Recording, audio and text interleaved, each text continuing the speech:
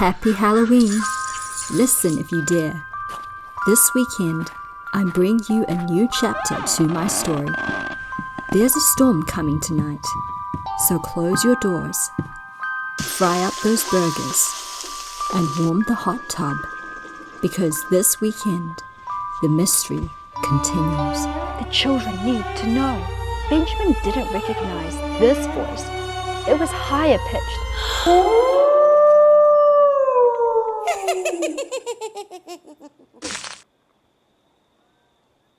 Yesterday I cooked dinner really late, so it got quite dark when I had to eat outside. So today I'm gonna have dinner a bit earlier so that I can eat outside and enjoy the view. My parents were really surprised to see me cook in my previous video because they know I don't really cook. And in fact, one of the main reasons I chose to stay in this cabin was because of the simple cooking amenities. So a lot of these remote cabins use gas stoves, which is way too complex for me. And this was one of the few cabins that used an electric hot plate. Honestly, wow, that smells, whoa, delish.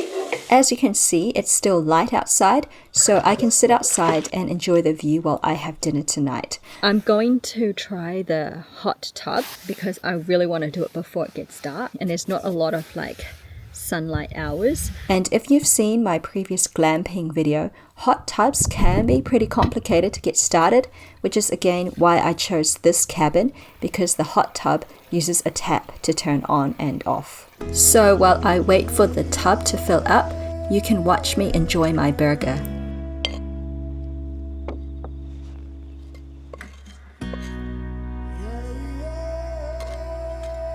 Yum. Oh my god, 2 beef patties.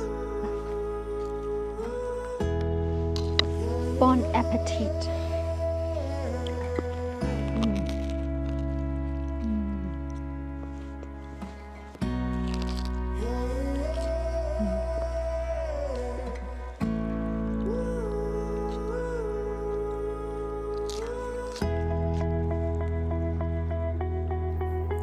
Since it's almost Halloween and the veil is thinning, I thought I'd continue sharing the inspiration behind my story, The Voice Inside the Box. Last time I mentioned how during a time of fear, I heard a voice say in my head, "This isn't scary, this is fun." A couple of years later, I was working in the library, flipping through a book, when I heard this voice a second time. It said in my head, "It's time to move." So I was like, okay, cool, it's time to move. And then at the time, I was living with my parents, and I was telling them, oh yeah, I'm going to change jobs now. I'm not going to be a library assistant anymore. And my mom thought I was crazy. She thought I was crazy because I was an arts graduate, and the stereotype is that you're not really going to get a job. At the time, I do remember thinking, if my own thoughts are this clear and I choose not to listen to it, then I would be telling myself that my own voice didn't matter, and that was also crazy to me. So I ended up deciding to move, but I didn't actually know where. At the time, another library had a job opening, so I decided to move there, and when I did, I knew exactly what to do. I also remember the feeling, I know I can be a designer. I have this feeling that I will be a designer. I started borrowing coding books from the library that I worked at. When you work in a library, you are in the one place where you have access to free learning resources like books. So when people return their books, you are supposed to shelve them. But since I was the first person to see all the books they returned, I chose the best coding books for myself. At first, when I read those books, I was like, this is so complicated. I don't understand it at all. And then, over a period of a couple of months, I sort of refined and simplified my learning process by only borrowing and reading the coding books that I understood. The only ones that I understood were CSS and HTML. That was the only coding. I don't even think those are coding languages. That was the only language I understood because that was simple to understand. Everything else like JavaScript I did not get, and I was like, that's so hard. And I would just always write down the coding language and practice it. And literally, I was really just doing it because I felt inspired and I wasn't like burnt out while studying. Yeah, and sometimes I would like wake up at 3 a.m. in the morning and just feel like inspired to like read my coding books. A few months later, I applied for 2 jobs.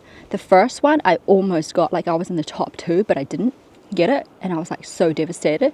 And the reason why I didn't get it because I was so nervous in that second interview. And then a few months later, I saw another job and I applied for that one. And during the interview, I had to do a test, like a mini test. And the test, it tested me exactly on only CSS and HTML, exactly on what I had self-studied. Like there was nothing on JavaScript or any other coding language, and it was just CSS and HTML, and it had everything that I had taught myself those past few months, and I got like 100%. And so like I got that job. What was really exciting for me was that there was no doubt in my mind that I was going to be a designer, because the process that I took to become one felt very unique to me. It wasn't a standardized path, but one that used my natural skill sets and deviated from anything that felt unnatural and difficult to me. And it felt like I was in a state of creative flow, because I knew exactly what to do next and when to pivot. And this is what excites me about creative flow, because in that state, you recognize that you already have everything you need to make things happen. And if there was any skill I'd want to master, it would be to learn how to return to that state of creative flow over and over again.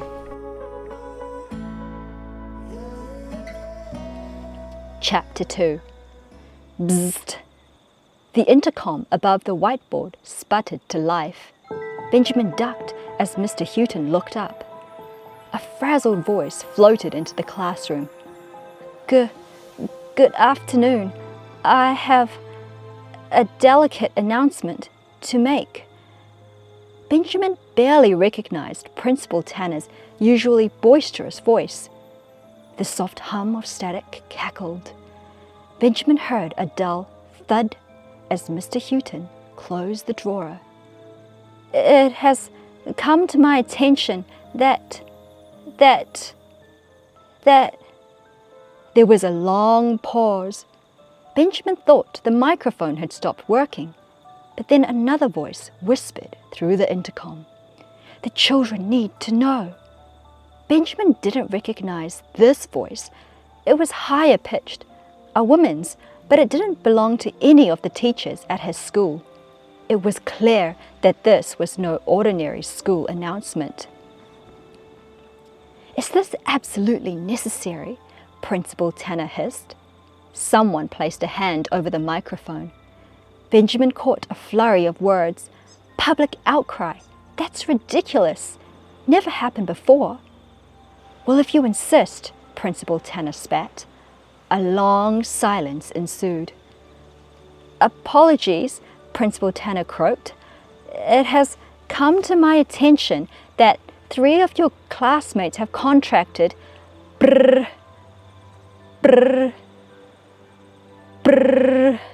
bronchitis, a dry voice finished curtly. Benjamin heard a sharp intake of breath.